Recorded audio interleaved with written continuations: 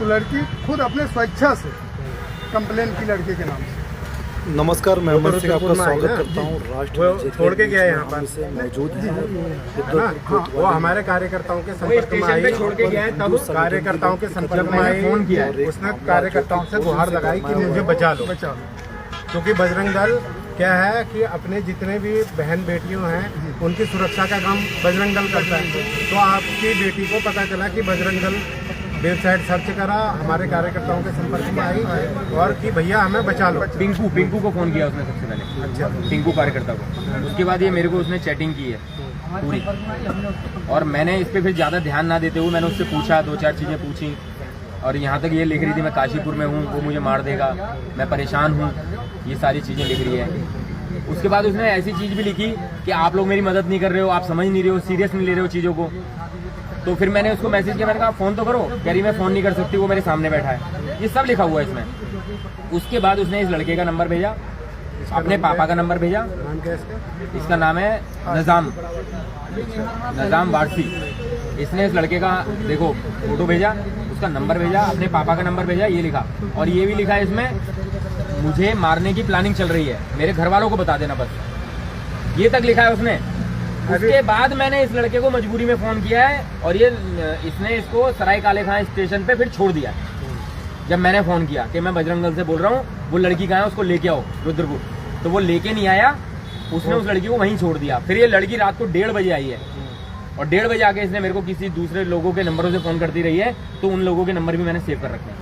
एक इसमें है वहाँ के बनारस के, जिनसे दिल्ली के नंबर से फ़ोन किया दिल्ली में, और एक यहाँ रुद्रपुर के हैं लोकल, उनकी दुकान है वहीं पे। तो उन लोगों के नंबरों से फ़ोन किया है। 1:30 बजे आई है, तो ये पीजी में रुकी है यहाँ पे गुरुद्वारे के पास आवास विकास में। फिर उसके बाद सुबह मेरे पास प्रकाश चंद जी का फ़ोन आता है आवास विकास चौकी से, क्योंकि वहाँ इनके ये माता पिता पहुँच चुके थे। तो प्रकाश जी ने बोला कि सुल्तान जी आपके पास कोई लड़की का फ़ोन आया, कोई लड़की आई है? मैंने कहा हाँ आई है, वो अभी पीजी जा रहा हूँ लेने, मैं आपके पास ले आता हूँ। तो मैं वहाँ से पीजी से उसे उठाया, सीधे आवास विकास चौकी गया। वहाँ उन्होंने सारी चीज़ बताई, इन्होंने बताई सारी चीज़ें, और उसके बाद उन्होंने बोला ये मामला कोतवाली का है, क्योंकि ये लड़की भूरा रानी में रही है। तो फिर कोतवाली आए, कोतवाली में ये सारी चीज़ें बताई, फिर एप्लीकेशन वगैरह लिखवाई। उस लड़की ने एप्लीकेशन वगैरह खुद लिखी है, खुद लिखवाई है, सारी चीज़ें बताई हैं उसकी पूरी। पहले हमने पूरी जांच करी है, उस लड़की ने बोला है कि मैं परेशान हूँ, तब जाके हमने इस काम को अपने हाथ में लिया है। अच्छा, ये बताइए कि वो लड़की अपने मर्जी से उसने एप्लीकेशन दी है? हाँ, अपनी मर्जी से एप्लीकेशन। हाँ, ये सब थे ना। कोतवाल साहब ने उसमें अच्छा रिएक्शन भी करा, हाँ। FIR दर्ज करी कोतवाल साहब ने, सब बढ़िया नहीं हुई। तो क्या कहते हैं, लेकिन कल ऐसा क्या घटनाक्रम हुआ कि आपने उससे लड़की से बात करी? क्या ऐसा हुआ कि वो दिन तक, तो मैं क्या कहते हैं, कल दिन में यहाँ पर था, सुल्तान जी के पास फ़ोन आया था और इन्होंने स्पीकर ऑन करा, तो वो आपकी बेटी का ये कहना था कि जो नेहा राणा है यहाँ पर महिला दरोगा, वो मुझे कह रही है कि मैं तेरा उससे निकाह कर दूंगी, कहाँ तुम चक्करों में पड़ी है इसके केस है इसके। तो हमने उसको समझाया, हमने कहा किसी से डरने की बात नहीं है, तुम मेडिकल कराओ, तुम हमारी बहन हो, बेटी हो, मेडिकल कराओ। और ये सारा चीज़ हुई, लेकिन शाम को ऐसा क्या हुआ कि वो पलट गई अपने बहन को मिलने नहीं दिया। आप लोगों को मिलने नहीं दिया क्या?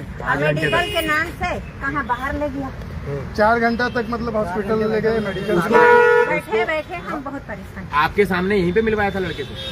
हाँ, वो कमरा अंदर कमरा। मतलब भाई साहब इन्हें माँ बाप को नहीं मिलने दिया, हाँ, उस लड़के को मिलवा रहे हैं, और 5 घंटे तक इनको नहीं मिलने दिया। जिहादी से उसे बात करवाइए 1 घंटे कम से कम, समझे नहीं? और उससे कहा होगा इसने कि जो है ऐसा करो, लेके नहीं गए, अंदर घुसने नहीं दिए, इन्हें घुसने नहीं दे रहे हैं, और उसे पास में बिठा के बात कर रहे हैं। जो पतला जैसे है, गोरा है लड़का, वो चश्मा लगाती है ऐसी, वो नेहा का पैसा दे। वो एक लड़का था मुसलमान, जो रात को मैंने आपको वीडियो भेजा था, यहाँ से पैसे मांग रहा था। पैसे दिए नहीं, पैसा दिए हैं, मैं खुद छुप के देख लिया। अच्छा, हाँ, लेकिन मैं बोल नहीं सकती। ठीक है। तो अभी वो लड़की आपको सुपुर्द नहीं करी है? नहीं, बात नहीं। कल लड़की इनके पास थी, परसों रात को इनको सुपुर्द कर दी एप्लीकेशन के बाद, और आज कल से लड़की दी नहीं है, इनको देखने भी नहीं दे रहे। मिलने भी नहीं दे रहे थे भाई साहब, लड़की यही है, लड़की उन्हीं के पास है। ठीक है। ये नेहा राणा भाई साहब शादी कराएंगी उससे, लड़के से। नेहा राणा उस लड़के से शादी कराएंगी, ये ट्रांजेक्शन है और बजरंग पैसे दल वाले का। बाराती बनेंगे। ये उसी के नंबर पे लड़के को दिया है, लड़की हम समझ लड़के को ही दिया। ऑनलाइन हाँ, चॉइस ये सेंटर से ये देखिए, आप उसके ताऊ ये देखिए, ये ट्रांजेक्शन है, और उसके माँ बाप उस लड़के को किया है पैसा ट्रांसफर, नहीं है। ये माँ बाप के खाते से पैसा ट्रांसफर है, ये उसी लड़के का। हाँ, और ये ऊपर लिखा है ना निजाम, निजाम लिखा हुआ है, इसी खाते में पैसे गए इनके परिवार वालों के। उसने पूरी ब्लैकमेलिंग की है, इनसे पैसा तक ऐंठा है। यहाँ तक कि हाँ, यहाँ तक कि परसों स्टेशन पे जब ये छोड़ के भागा है 2 दिन पहले, वो पैसा भी इन्होंने डाला था कि तू हमारी लड़की को स्टेशन से बिठा दे। 3,300 रुपए डाले, वो पैसा भी लेके उस लड़की को बिना पैसे के छोड़ के स्टेशन से भाग गया। चलो क्या मेरी कल कप्तान साहब से बात हुई थी रात को। मेरे को जब कार्यकर्ताओं का फोन आया था, मैंने कप्तान साहब से बात करी थी रात को। कप्तान साहब ने कहा मेरे संज्ञान में ये मामला नहीं है और मैं इस मामले को दिखवाता हूँ। फिर मेरी सीओ साहब से बात हुई थी और मेरे को फिर कार्यकर्ताओं ने बताया कि सीओ साहब रात को उठ के आए हैं और सीओ साहब ने लड़की के साथ काउंसलिंग करी। तो उसके बाद मामला ये हुआ कि उन्होंने जो कोतवाली ने लड़की को अपने पास रखा हुआ है कल से, जबकि ये प्रावधान में नहीं है। लड़की को या तो नारी निकेतन भेजा जाता, या उसके दादा दादी आ रखे हैं, उसके ताऊजी आ रखे हैं, उनको सुपुर्द किया जाता, या फिर बहुत सारी एनजीओ होती हैं, लेडीज एनजीओ होती हैं, महिला एनजीओ होते हैं, उनको सुपुर्द किया जाता है। लेकिन इस प्रकार का कुछ भी नहीं हुआ और इन्होंने अपने पास ही रखा हुआ है। तो मैं रात काफ़ी हो गई थी, अभी मैं आ रखा हूँ और मैं एक बार बात करता हूँ, नहीं तो हम लोग सब बाहर अपना धरना करेंगे। और ये मैं अपने बड़े अधिकारियों को ये अभी मामला बताऊंगा और ये मुख्यमंत्री तक पहुंचने वाला है। अभी लगभग 1 घंटे बाद ये सारा मामला मुख्यमंत्री तक पहुंचेगा। हमारे सारे बड़े अधिकारी पहुंचाएंगे। आज हमारा कार्यक्रम भी है, वो कार्यक्रम में छोड़ के आया हूं और अभी ये सारी घटनाएं हमारे बड़े अधिकारियों को पहुंचने वाली है। और मुझे ऐसा लगता है अगर कोतवाली ने काम नहीं कराई, जिस प्रकार के हम चाहते हैं काम, उस प्रकार का काम नहीं करा। ये बेचारे छत्तीसगढ़ से इतनी दूर से आ रखे हैं और इनके क्या हाल हैं जानते हैं। इनके पास पैसे तक नहीं है। हमारे सारे कार्यकर्ता इनको रहने की व्यवस्था, खाने की व्यवस्था कर रहे हैं। अगर ये मुकदमा नहीं होता है और लड़की को इनके सुपुर्द नहीं किया जाता है तो हम लोग बाहर धरना देंगे। और जब यहाँ पर बड़े अधिकारी आएंगे और जब हमारी मांगे पूरी होंगी तब हम यहाँ से धरने से उठेंगे। महिला पुलिस कौन है ना, ये लड़की की दादी है, नेहा राणा करके है। और नेहा राणा पहले भी ऐसी बहुत सारी कंप्लेनें आती रही हैं कि वो इस प्रकार का ये यहाँ पर बैठ के धर्मांतरण का काम कर रही हैं। वो धर्मांतरण का केंद्र बिंदु बना रखा है। ये बार बार यही काम करती है और ये मैं अभी अपने बड़े अधिकारियों को ये शिकायत करने जा रहा हूँ थोड़ी देर में। पहले मैं एक बार बात करूंगा कोतवाल साहब से, एसएसआई जो भी है यहाँ पर, मैं बात करके उसके बाद हम लोग बाहर बैठेंगे और शांतिपूर्ण तरीके से अपना धरना जारी रखेंगे यहाँ पर।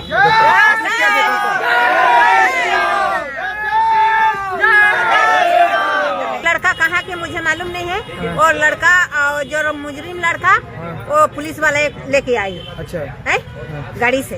वो लड़का दिन भर इधर था। अच्छा हाँ, और टीआई के साथ और पुलिस का साथ और लेडीज का साथ हेलीटेम क्या क्या बात किया मैं तो नहीं सुना है। तो पैसा दिए ना नेहा मैडम को, मैं छुप कर ऐसा में देखा। पैसा दिया? हाँ पैसा दिया। तो मैडम क्यों बुलाओ और वो लड़का को बुलाओ। पैसे आपके सामने दिए थे? छुप के दिए थे, मैं छुप के दिखी। वो बोल रही है ना छुप के देखा है उन्होंने। हाँ। छुप के देखा है। हाँ, लड़का को बुलाओ यहाँ और मैडम को बुलाओ तो मैं आपको जानूंगी कि बड़े आदमी हैं। तो आपकी लड़की को आपके सुपुर्द नहीं किया जा रहा है? नहीं मिलने दिए जा? नहीं नहीं। तो ये तो इस समय मामला ही अलग हो गया पूरा। ऐसा है, मैं आपके चैनल के माध्यम से ये बताना चाह रहा हूँ, ठीक है। अभी मैंने भले शांत तरीके से बात करी है कप्तान साहब से भी, सीओ साहब से, और मुझे अपनी सीमाएं पता है और मेरे पास डे 1 से पूरे एविडेंस है। मैं एविडेंस आप लोगों को, पत्रकारों को के माध्यम से ये पहुंचाऊंगा। ये एक पहले दिन से जब से वो लड़की मिली है पूरे एविडेंस है मेरे पास, पूरे साक्ष्य है, क्योंकि हम लोगों को भी प्रशिक्षण दिया जाता है, हम संगठन में काम कर रहे हैं। एक मेरे पास एविडेंस है कि वो लड़की ने किस प्रकार से हमारे कार्यकर्ताओं से संपर्क करा, क्या कहा, और क्या कहते हैं अपने जान माल की रक्षा के लिए क्या कहा, सारी वीडियो से लेकर सारी कॉल रिकॉर्डिंग सब कुछ मेरे पास एविडेंस है, एक एक एविडेंस है मेरे पे। मैं समय आने पर आप सबको वो एविडेंस दूंगा भी। जिस व्यक्ति से वो अब तक अपनी जान का खतरा बता रही थी, आज वो उसके लिए बयान बदल रही है। लगता नहीं है आपको कि उसे डराया धमकाया गया होगा? मैं आपको बता रहा हूँ ना, कल दिन की बात बता रहा हूँ मैं हमारा एक कार्यकर्ता है, उसके पिताजी एक्सपायर हुए हैं, हम उनके वहाँ गए थे मिलने के लिए। तो उसी टाइम सुल्तान जी के और जोगिंदर जी के फोन में फोन आता है वो लड़की का, और वो ये कहती है कि भैया मेरे को क्या कहते हैं, ये नेहा मैडम कह रही है कि ये चक्करू में कहाँ पड़ी है, ठीक है आप मैं तेरे उससे शादी करवा देती हूँ, इन चक्करों में मत पड़ तू, बहुत लंबा वो होगी। तो उसको समझाया गया है, मैंने खुद बात करी, मैंने कहा बेटा घबराने की बात नहीं है, बजरंग दल तेरे साथ खड़ा है, तेरी जान की मान की और तेरे हर प्रकार से तेरी सुरक्षा की जिम्मेदारी बजरंग दल की है।